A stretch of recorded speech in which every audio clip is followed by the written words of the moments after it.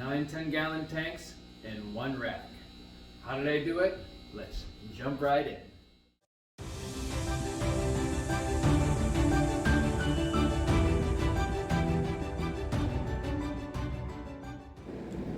I made this aquarium rack using the exact same dado cut style I used in my previous video for the 20-gallon. If you want a more in-depth explanation on how I made this rack, check out my last video. I'll leave a card in the corner for you as well. The only thing that's different is obviously the measurements, so I didn't deem it worthy enough to create a whole other video. Anyway, the one challenge I had making this setup is I had a mixture of two types of 10-gallon tanks, one being a Walmart brand and the other being Aquarium. Now you would think that the dimensions would be the same, but they're not. If you're just buying one tank set to put on a shelf, who cares what the size is, right? But for this setup, it had to be precise. The Walmart brands were ever so slightly smaller dimensions than the Aquarium. I'm talking about roughly 1/8 of an inch, give or take, on the length and width. That doesn't seem like much, but when you're cutting wood, down the line, I had to make sure I wasn't going to be off and have to recut, redo, or even undo anything that I had started. Just make sure that if you're using my video as a guide for reference, I'd advise using only one type of tank. Check your measurements, and as always, measure twice, cut once. Overall, I was very pleased with how this 9 10-gallon tank rack turned out. Everything came out even, all my cuts were spot on, and I was able to use all my bar clamps to tighten in all the braces when putting in the screws. I also used the same 9x2.5 construction screws I used from my previous video. Oh, and before I forget to tell you, those middle pieces, which is the last 6 pieces that you cut, are measured at 4 5/8 inches. That's the piece right there.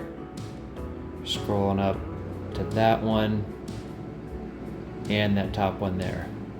Nothing major, but just thought I'd let you know.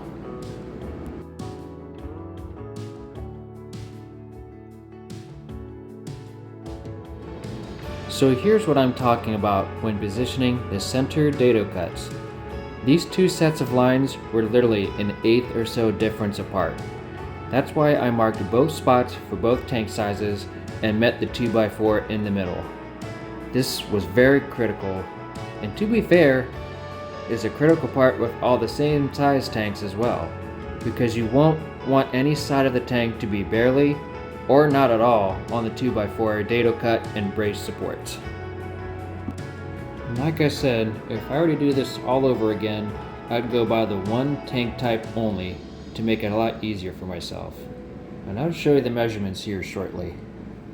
As we pan over here, for my latest video from the 20-gallon, they were all the same tank and none of them were different. They were all Aquarium.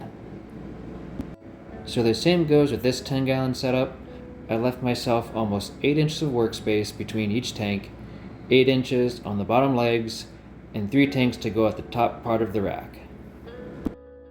So the dado cuts start after the 8-inch legs, then you have 19.875 inches, which is very close to 19 3/4 for the tank height and workspace combined within the first and second rows. And then of course you have your top tank, and then your last dado cut.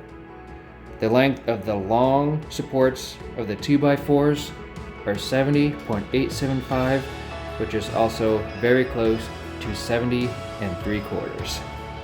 I hope this all makes sense. Also noted up top are the different dimensions for both the Aquarium and Walmart brand tanks. I went with the Walmart dimensions due to the fact I didn't want to have bigger measurements for a smaller tank. But use both these measurements to your advantage.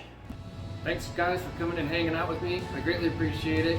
I had a really good response from the last build that I had for the 20-gallon, so it was that much more exciting to create this one. So you guys take care of each other, stay happy, stay healthy, just like our fish. See you in the next one. Rise Tank out.